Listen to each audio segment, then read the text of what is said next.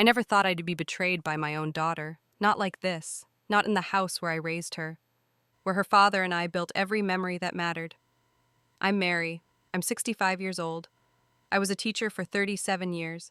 I've graded thousands of essays, wiped away hundreds of tears, and celebrated more graduations than I can count. But nothing prepared me for the day I found my own home listed for sale online, without my permission, without my signature, by my daughter, Emily. I was sitting at my kitchen table, scrolling through my tablet when I saw it. The familiar white porch, the rose bushes my husband planted 20 years ago, the window where I used to watch Emily ride her bike, all of it, for sale. Charming family home, motivated seller. My hand started shaking. I clicked on the listing agent's name, Emily Lawson, my daughter. I sat there for a long time staring at that screen. My tea went cold. The clock on the wall kept ticking. But I couldn't move. How do you process the moment your child decides you're disposable? When I finally called her, she answered on the third ring. "Oh, Mom, I was going to talk to you about that." Her voice was so calm, so casual, like she was discussing the weather. "You were going to talk to me about selling my house?" "Our house, Mom. Technically, I'm on the deed too, remember? Dad added me years ago for estate planning." I did remember. We'd done it to avoid probate, to make things easier for her someday. Someday when I was gone. Not now. Not while I was still living here. "Emily, I live here." "I know, Mom. But we need to think practically. You're getting older. What if something happens? What if you fall? What if I have dementia? Is that what you're trying to say?" Silence. Then softly, "Mom, I'm worried about you. A nursing home would be safer. You'd have people around, medical care. And honestly, the property value is really high right now. If we wait, we might miss this opportunity." Opportunity. That word cut deeper than anything else.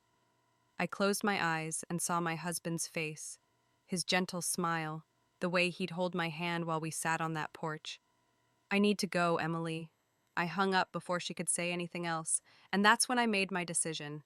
If my daughter wanted to play games with my life, then I'd show her exactly what she was gambling with. But that was just the beginning of my plan. The next morning, I went to the attic. I hadn't been up there in months. My knees aren't what they used to be, and the ladder felt steeper than I remembered. But I needed to find something. My husband's briefcase. Robert had been a lawyer. Not the flashy kind you see on TV. He worked in estate planning, wills, trusts, the quiet paperwork that holds families together after someone dies. He'd always been meticulous, organized, and he'd left me instructions. I found the briefcase under an old quilt, right where he said it would be. Inside were folders, documents, and a sealed envelope with my name on it. My hands trembled as I opened it. "My dearest Mary," it began. I had to stop reading for a moment. Even 2 years after his death, seeing his handwriting felt like he was in the room with me. "If you're reading this, it means you need to know something important about the house. I've made arrangements, legal ones. Emily is on the deed, yes, but only as a contingent beneficiary. The house cannot be sold while you're alive without your explicit notarized consent. And if anything happens to you, the house doesn't go to Emily. It goes to the Anderson County Education Foundation." I read that line 3 times. The foundation, the one Robert had volunteered with for years. The one that gave scholarships to kids who couldn't afford college. He'd left our house to them.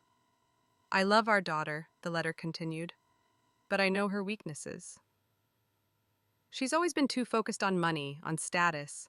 I don't want this house to become just another transaction. I want it to mean something. I want it to help people learn what we tried to teach Emily. That home isn't about property value. It's about love. If she tries to sell while you're still living there, stop her. Make her understand. I trust you to know how. All my love, Robert." I folded the letter carefully and put it back in the envelope. Then I smiled. My husband had given me exactly what I needed, but I wasn't going to use it right away. Number. If you've ever been betrayed by someone you love, you know that revenge isn't about striking fast. It's about timing. Emily came by that afternoon with her daughter, Sophie, my granddaughter. She's 7 years old, with pigtails and missing front teeth and a laugh that sounds like wind chimes. She ran up to me and hugged my legs. "Grandma, Mom says we're going to help you pack." I looked at Emily over Sophie's head. She had the decency to look embarrassed. "Sophie, honey, why don't you go pick some flowers from the garden? I want to talk to your mom for a minute." Sophie skipped outside and Emily sat down at the kitchen table. "Mom, I know you're upset." "Upset?" I poured myself a cup of coffee. Didn't offer her one. "That's an interesting word choice. I'm trying to do what's best for you. By selling my home without asking me? You're not being rational about this." I took a slow sip of coffee. "Stay calm, Mary. Stay calm." "Tell me something, Emily. When did you stop seeing me as your mother and start seeing me as a problem to solve?" Her face flushed. "That's not fair." "Isn't it? You looked at this house and saw dollar signs. You looked at me and saw an obstacle. I looked at you and saw someone I love who's getting older and more vulnerable every day." Her voice cracked. For a moment, I almost believed her. Almost. But then I remembered the listing, the glossy photos, the staged furniture. She'd already hired a photographer, already written the description, before ever talking to me. "When's the open house?" I asked quietly. She blinked. "What?" "I saw the listing, Emily. It says open house this weekend, so when is it?" "Sunday, 2 to 4. I nodded slowly. "All right." "All right? I'll be here. I'll even bake cookies." She stared at me, confused, suspicious. "You're okay with this?" "I didn't say that. But you've clearly made up your mind, and I'm too old to fight you." That was a lie, of course. I was just getting started. That week, I did something I hadn't done in years. I made phone calls. First to Robert's old law partner, David Chen. He was semi-retired now, but he'd been the one who helped Robert set up the trust. "Mary, it's good to hear from you. How are you holding up?" "I need your help, David." I explained the situation, the listing, Emily's plans. There was a long pause. "She can't do that," he said finally. "Robert made sure of it. The house is protected." "I know, I found his letter." "So what do you need from me?" "I need you to be at my house this Sunday. 2 o'clock. And I need you to bring the original trust documents." Another pause, then slowly. "Mary, what are you planning?" "I'm planning to teach my daughter a lesson her father tried to teach her years ago." He chuckled. "Robert would have loved this. I'll be there." Next, I called the Anderson County Education Foundation.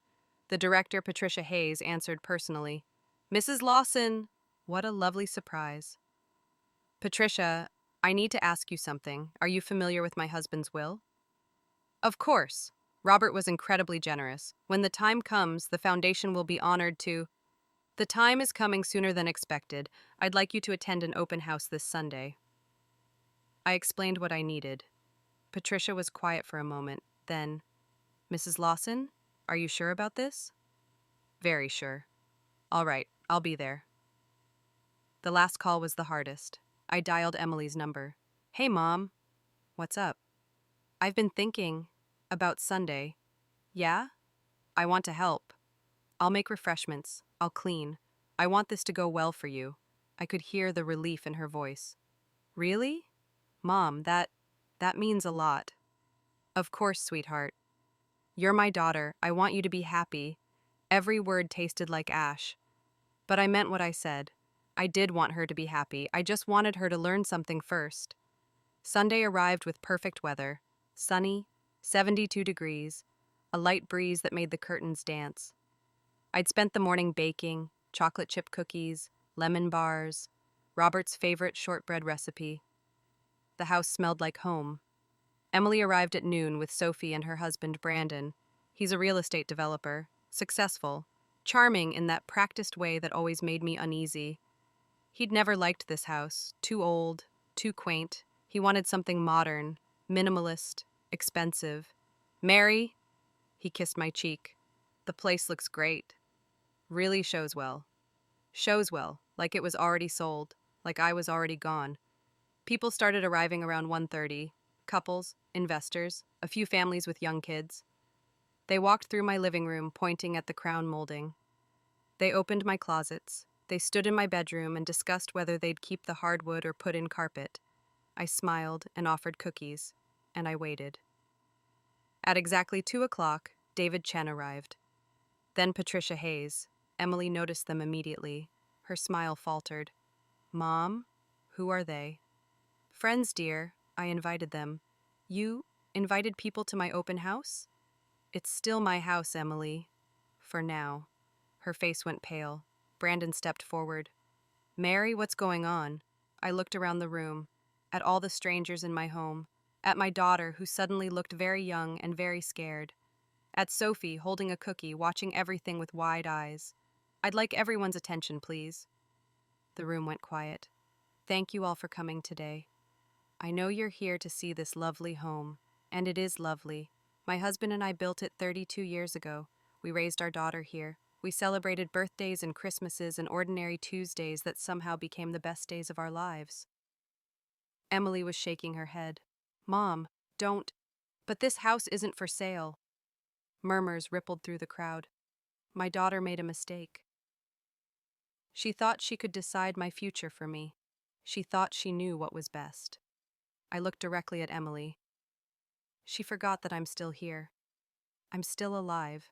I'm still capable of making my own decisions. I pulled out the envelope, the one with Robert's letter. My husband, God rest his soul, knew our daughter well. He loved her, but he also knew she struggled with priorities, with understanding what truly matters. So he made arrangements. I handed the letter to David. He read it aloud, every word. The room was silent except for his voice and the clock ticking on the wall. When he finished, Emily was crying. Brandon looked furious, and I felt nothing. Number. That's not true. I felt sad. If you've ever had to teach someone you love a painful lesson, you know that feeling. It's not triumph, it's not satisfaction, it's just grief for what could have been, for what should have been. The crowd dispersed quickly after that. Awkward goodbyes, apologetic murmurs. The real estate agent couldn't get out fast enough. Soon it was just us. Me, Emily, Brandon, Sophie, David, and Patricia. Emily stood by the fireplace, arms crossed, tears streaming down her face. How could you do this to me? Her voice was raw, broken. How could I? I set down my coffee cup carefully. Emily, how could you? I was trying to help. By selling my home? By deciding I was too old, too incompetent to live my own life? You're 65 years old. What if something happens? What if you fall and no one finds you for days? Then that's my choice to make. That's insane. Brandon put a hand on her shoulder. Emily, maybe we should... She shrugged him off. No, I'm done pretending this is okay. Mom, you're being selfish. You're sitting in this huge house all alone while we're crammed in a 2-bedroom apartment. Sophie doesn't even have her own room. Do you know what this property is worth? Do you know what we could do with that money? There it was, the truth. Not concern, not love. Money. I looked at Sophie. She was sitting on the couch, cookie forgotten, watching her mother with confused, frightened eyes. Emily, I said quietly, come with me. I led her upstairs to what used to be her bedroom. It looked the same as the day she left for college. Posters on the walls, trophies on the shelves, a photo of her and her father at her high school graduation. Do you remember this room? She wiped her eyes. Of course I do. Do you remember the night before you left for college? You were so scared. You sat right there on that bed and cried because you didn't think you were smart enough, brave enough, good enough. Mom. And your father sat with you. He held your hand, and he said, Emily, you are enough. You've always been enough. Don't measure yourself by money or status or what other people have. Measure yourself by who you are when no one's watching. Emily's face crumpled. He wanted you to be better than that, sweetheart. Better than this. I am trying to be better. I'm trying to build a life for my family. By tearing apart mine. She sank onto the bed. For a long time, neither of us spoke. Then softly, I don't know how to do this, Mom. Do what? Be enough. Brandon wants this big life, this successful life. And I look at our apartment and I look at this house and I feel like I'm failing. I sat beside her. Oh, Emily. You're not failing. You're just chasing the wrong things. What am I supposed to chase? What your father and I had. What's in this house? Not the wood and the nails, the love, the memories, the moments. I took her hand. This house is worth $500,000, maybe more. But what it represents? That's priceless. And your father knew that if I let you sell it, you'd never learn that lesson. You'd just have money, and money runs out. So you're really giving it away? To the foundation? When I'm gone? Yes. That's what Robert wanted, to help kids who need it, to teach them what we tried to teach you. She was crying again. I'm sorry, Mom. I'm so sorry. I held her, like I did when she was little and scraped her knee, like I did when her first boyfriend broke her heart, like I did the day her father died and we both thought the world was ending. I know, baby. I know. Downstairs, I heard Sophie's laugh. Patricia must have been entertaining her. You know what your father would say right now? I whispered. What? He'd say, Well, Emily, you screwed up, but you're still my daughter, now go fix it. She laughed through her tears. Yeah, that sounds like Dad. We sat there for a while longer, then we went downstairs. That evening, after everyone left, I sat on my porch with a cup of tea. The sun was setting. The sky was painted orange and pink and gold. Robert used to say that sunsets were God's way of showing off. I missed him so much in that moment it felt like drowning.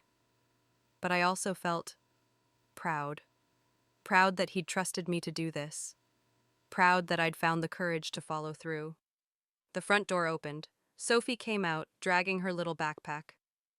Grandma? Mom says we're staying tonight, is that okay? Of course, sweetheart. You can sleep in your mom's old room. She climbed into my lap. She was getting too big for this, but I wasn't going to tell her that. Grandma? Why was everyone so upset today? I smoothed her hair. Because sometimes grown-ups forget what's important. And sometimes they need to be reminded. What's important? People. Love. Memories. She thought about that. Like when Grandpa planted the roses? Exactly like that. I miss Grandpa. Me too, baby. Me too. She was quiet for a moment, then, Mom says you're going to give the house away. Someday, when I don't need it anymore. Where will you go? I smiled. I don't know yet. Maybe I'll get a little apartment, maybe I'll travel. Your grandpa always wanted to see Ireland. Can I come? Absolutely. She snuggled closer. I'm glad you're not leaving yet, Grandma. Me too, Sophie. Me too. Inside, I could hear Emily and Brandon talking. Their voices were low, serious, but not angry. That was something. The next few weeks were strange. Emily called every day, sometimes just to talk, sometimes to apologize again. I told her she didn't need to keep apologizing, but I think she needed to say it, needed to hear herself say it. One afternoon, she showed up with paint samples. What are these for? I asked. Our apartment, Sophie's room. I've been saving. It's going to take longer without selling the house, but we'll manage. I looked at the samples. Soft lavender, sunny yellow, mint green. She'll love any of these. Emily smiled. I think so too. We sat at the kitchen table, the same table where I'd confronted her weeks ago. Mom, can I ask you something? Anything. When you and Dad built this house, were you scared? Terrified. She laughed. Really? Oh yes, we had no money, we did most of the work ourselves. There were nights I was sure the whole thing would collapse, but your father would just smile and say, Mary, we're not building a house. We're building a home. There's a difference. What's the difference? A house is walls and a roof. A home is what you fill it with. Emily traced a pattern on the table. I want Sophie to have what I had growing up. This feeling, this safety, but I thought I needed money to give her that. You need time, Emily. Presence, love, the rest is just decoration. She nodded slowly. I'm going to be better, Mom. I promise. I know you will, and I meant it. If you've ever watched someone you love realize their mistakes and genuinely try to change, you know it's one of the most beautiful things in the world. It doesn't erase the hurt, but it makes it bearable. 2 months after the failed open house, Patricia Hayes called me. Mary, I have a proposal for you. I'm listening. The foundation has been growing. We're helping more students every year, but we need a place where they can study, get tutoring, feel safe. My heart started beating faster. Go on. I know this is a lot to ask, and I know it's not what Robert specified in the will, but would you consider letting us use the house now, while you're still alive? You could stay in one wing, we'd renovate the rest, make it a learning center. I closed my eyes, saw Robert's face, heard his voice. This is exactly what he wanted, Patricia. Are you sure? Absolutely sure.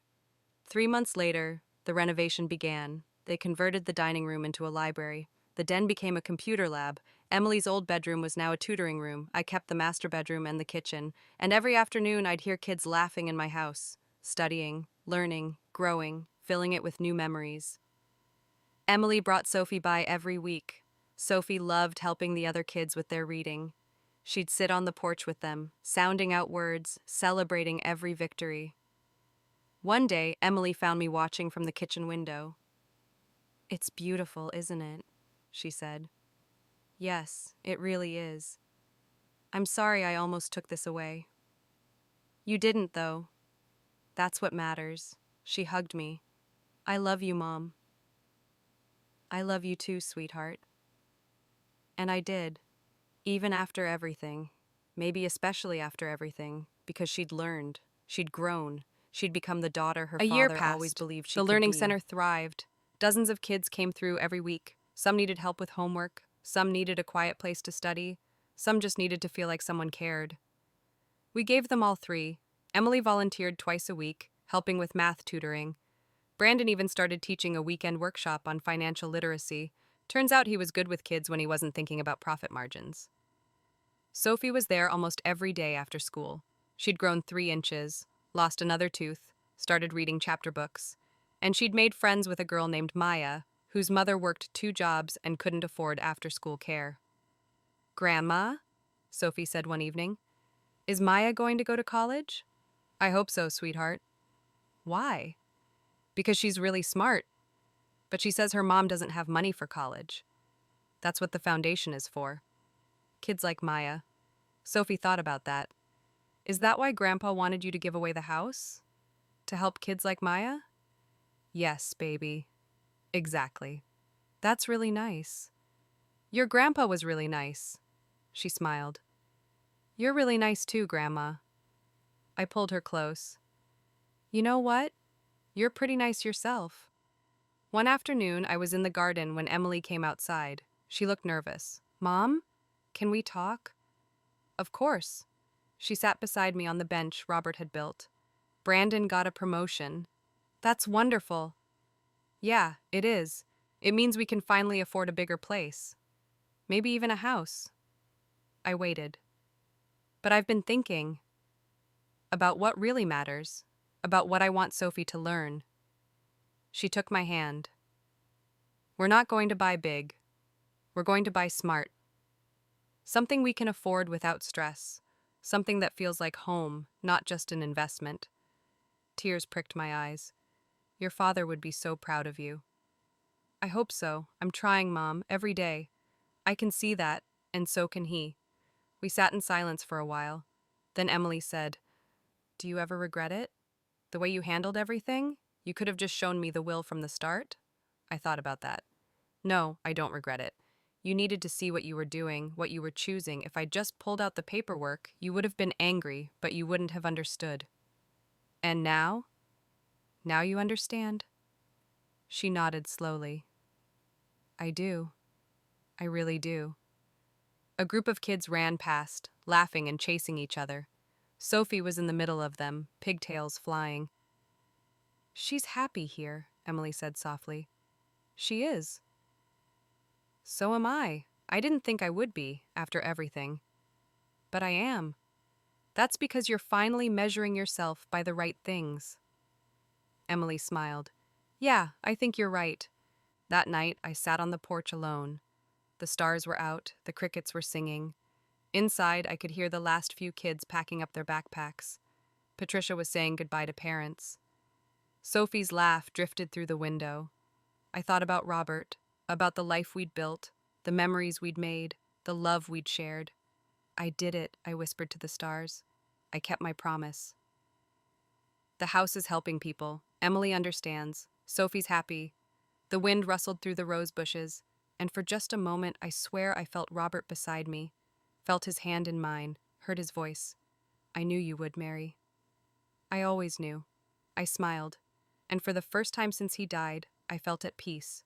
Not because the pain was gone, but because I'd honored what we built together, not just the house, but the love, the lessons, the legacy. If you've ever fought to protect what matters most, you know that feeling. It's not about winning, it's about staying true to who you are, to what you believe, to the people you love, even when it's hard, especially when it's hard. 5 years have passed since that Sunday open house. The Anderson County Learning Center is now one of the most successful community programs in the state. Over 200 students have come through its doors. 15 have received full college scholarships from the foundation, including Maya. Sophie is 12 now. She volunteers every Saturday just like her mother. Emily never did buy that big house. She and Brandon found a modest 3-bedroom in a quiet neighborhood. Sophie has her own room, painted mint green, and they're happy. Really, truly happy. As for me, I'm 70 now. My knees are worse, my hair is completely white, but I'm still here, still living in the master bedroom of the house Robert and I built, still making cookies for the students, still watching sunsets from the porch. Last week, Emily brought Sophie and Maya over for dinner. We ate at the old kitchen table, the same table where I'd confronted Emily 5 years ago, where I'd made the hardest decision of my life. Sophie was telling us about her science project. Maya was laughing at Brandon's terrible jokes. Emily caught my eye and smiled, a real smile, full of love and gratitude and peace. After dinner, we all went out to the porch. The girls ran into the garden, picking roses. "Mom?" Emily said quietly. "Yes?" "Thank you for not giving up on me." I squeezed her hand. "Never, sweetheart. Never." The sun was setting, orange and pink and gold, God showing off again. I closed my eyes and felt the warmth on my face, felt the love around me, felt Robert's presence in every board, every nail, every memory. This house isn't just wood and brick anymore. It's proof that love outlasts everything. That real family is the people who actually want you there. That the best revenge isn't about making someone suffer. It's about teaching them to be better. That day, justice was finally served, not in a courtroom, not with lawyers and judges, but here, in a house full of laughter and learning and second chances, in a daughter who finally understood what matters, in a granddaughter who's learning the same lessons her grandfather tried to teach, in a life well lived, well loved, and well remembered. For the first time, I felt free. Free from anger, free from hurt, free from the fear that betrayal would be the end of our story. Because it wasn't the end, it was just a chapter, a painful one, but not the last one. I opened my eyes and watched Sophie and Maya in the garden. 2 girls who might never have met if I'd let Emily sell this house. 2 futures changed because I chose love over bitterness, teaching over punishment, hope over despair. Robert was right all those years ago. We weren't building a house, we were building a home. And that home is still standing, still growing, still changing lives, one student at a time, one memory at a time, one choice at a time. What would you have done?